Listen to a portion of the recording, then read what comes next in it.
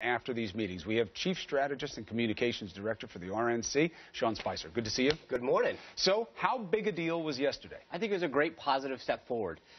Look, there's no question that a lot of elbows were thrown during our primary process. This idea of the party coming together and uniting is a crucial piece of us winning back the White House in November. And yesterday was a huge positive step. Not just the Paul Ryan, you saw the Lindsey Graham, the donors. Everybody's moving in the right direction. It's happening very, very quick, which is positive.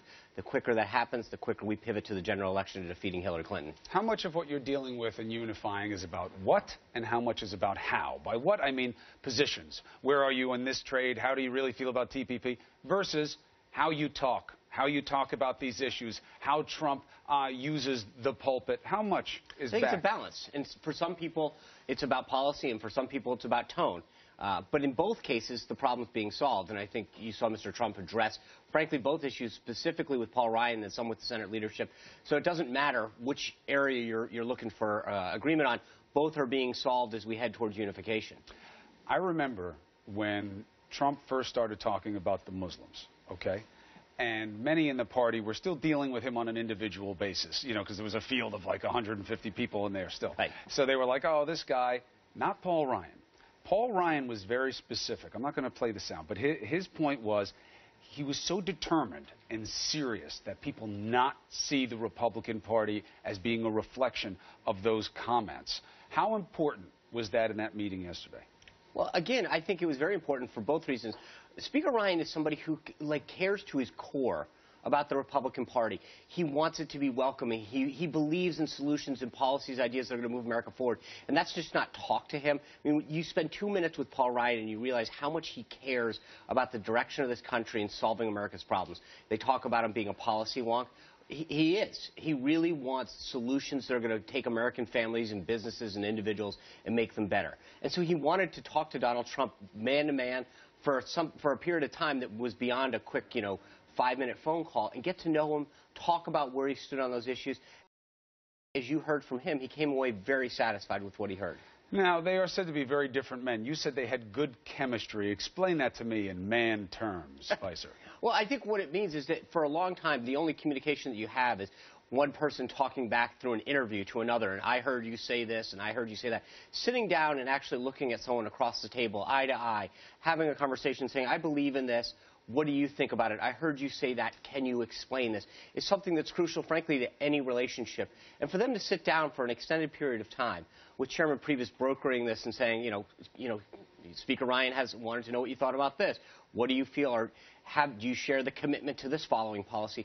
Is, I think, important not just to that relationship, but as you know, I mean, whether you're a married couple or a business partnership, having that person-to-person contact, I think, is crucial to developing the level of trust to go forward in a relationship. So you got the men, and then you have the message. I am going to go back to the Muslim thing because I think that we've seen a shift in Trump on it. And by think, I mean I know. He's saying different things. Let's play before and now. Donald J. Trump is calling for a total and complete shutdown of Muslims entering the United States until our country's representatives can figure out what the hell is going on. We have a serious problem. It's a temporary ban. It hasn't been called for yet. Nobody's done it. This is just a suggestion until we find out what's going on. Now, the temporary part obviously is a change. The only point is, why is he changing? Do you see this as a move by Donald Trump to try to accommodate the voices in the Republican Party who are saying, we don't ban religions here? All I'll say is, because I haven't spoken to Mr. Trump about this, I don't know.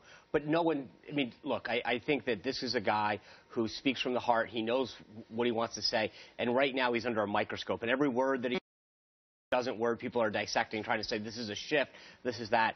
Look, he understands that we've now shifted into a general election to audience, and that what had previously been just the Republican primary base was a specific group. And now we've got to reach out, be more welcoming, talk to a more diverse group of people, not just people but states, that there are more people playing in the general election than ever before. If I said this to you about Hillary Clinton, Well, that's where she was when she was developing her base, but now she just moved off how she feels about an entire faith because she's pivoting into the general. You would beat me over the head well, we with do, though, every day, but the verbal difference is that Hillary could. Clinton has been doing this for 20 years. She'll say whatever it takes, and she shifts because she has a set of rules for herself and a set of rules for everybody else. There's a reason that not just Republicans, but independents and Democrats don't trust Hillary Clinton, that they believe that she's not someone that shares their values. It's because Hillary Clinton has spent 20 years being a chameleon, shifting to whatever room why that she's doesn't this in. fall into exactly Because that I think, category? frankly, How do you the change your feelings about a whole faith in a week? Because, again, getting back to that, when you look at somebody and you can tell what they want, Hillary Clinton has been calculating and manipulative and changing from day one. I think people look at Donald Trump and say he's new to this process.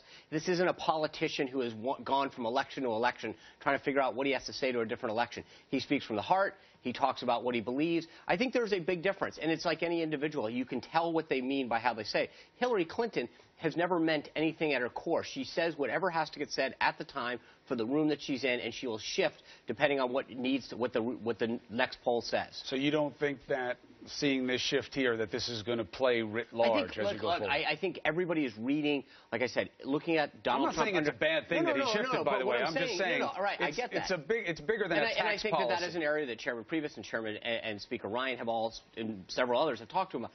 But I think that what's going on right now with Mr. Trump is that people are looking at him and saying, you took 2 steps before, now you're taking 3 steps, and they're looking at him in a microscope and trying to figure out what every shift means. The difference is that he is new to politics. He's never run for office before. Here's an individual who's been a successful businessman that's talking about what he believes on an issue, and everyone's trying to dissect everything.